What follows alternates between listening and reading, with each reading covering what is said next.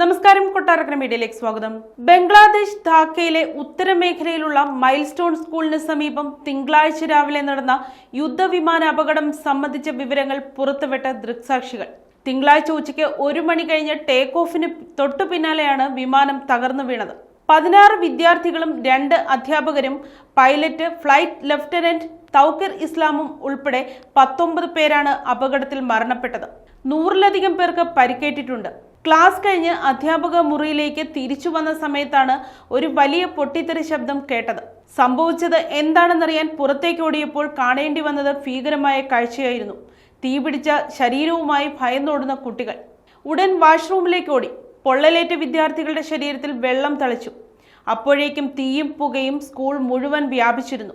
അതേസമയം മറ്റൊരു അധ്യാപകൻ ക്ലാസ് മുറികൾ ഒഴിപ്പിക്കാൻ വിളിച്ചു പറയുന്നുണ്ടായിരുന്നു. തിരിച്ചെത്തിയപ്പോഴേക്കും പൊള്ളലേറ്റ നിലയിൽ സഹപ്രവർത്തകരെയും കാണേണ്ടി വന്നു. കുട്ടികളുടെ മൃതദേഹങ്ങൾ കണ്ടപ്പോൾ നിസ്സഹായനായി നോക്കി നിൽക്കാനേ കഴിഞ്ഞുള്ളൂ. എനിക്ക് മാത്രം എന്താണ് ഒന്നും സംഭവിക്കാതിരുന്നതെന്ന് ഞാൻ അത്ഭുതപ്പെട്ടു പോയി.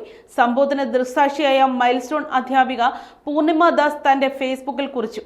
ഉറ്റ സുഹൃത്തുക്കളൊക്കെ കൺമുന്നിൽ ജീവനോടെ കത്തിയെരിയുന്നത് കാണേണ്ടി വന്ന വിദ്യാർത്ഥികൾക്കുണ്ടായ മാനസികാഘാതം വളരെ വലുതാണ്.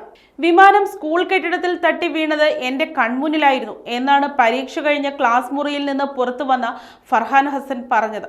കൂടെ പരീക്ഷ എഴുതിയ കൂട്ടുകാരൻ കൺമുന്നിൽ മരിച്ചു വീണതിന്റെ ഞെട്ടലാണ് ഹസൻ.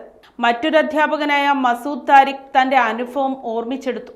ഒരു വലിയ പൊട്ടിത്തെറിയുടെ ശബ്ദം കേട്ടതും തിരിഞ്ഞു നോക്കിയപ്പോൾ തീയും പുകയും മാത്രമായിരുന്നു കാണാൻ സാധിച്ചതെന്നാണ് അധ്യാപകനായ മസൂദ് താരിഖ് മാധ്യമങ്ങളോട് സംസാരിക്കവേ പറഞ്ഞത്. ബംഗ്ലാദേശ് വ്യോമസേനയുടെ പക്കലുള്ള ചൈനീസ് നിർമ്മിത J-7 യുദ്ധവിമാനമാണ് പരിശീലന പറക്കലിനിടെ നിയന്ത്രണം നഷ്ടപ്പെട്ട് ധാക്കയിലെ സ്കൂൾ കെട്ടിടത്തിന് മുകളിലേക്ക് തകർന്നു വീണത്. പതിവ് പരിശീലനത്തിന്റെ ഭാഗമായി കുർമിറ്റോലയിലെ ബംഗ്ലാദേശിന്റെ വ്യോമത്താവളമായ ബീർ ഉത്തം AK ബന്ദേക്കറിൽ നിന്ന് പറന്നുയർന്നതായിരുന്നു വിമാനം. നിമിഷങ്ങൾക്കകം സാങ്കേതിക തകരാർ സംഭവിച്ച് തകർന്നു വീഴുകയായിരുന്നു. വിമാനത്തിന് യന്ത്ര തകരാറുണ്ടായിരുന്നുവെന്നും ജനവാസം കുറഞ്ഞ പ്രദേശത്ത് ലാൻഡിങ്ങിന് ശ്രമിക്കുമ്പോഴാണ് അപകടമുണ്ടായതെന്നും ബംഗ്ലാദേശ് വ്യോമസേന വിശദീകരണ കുറിപ്പിൽ വ്യക്തമാക്കി.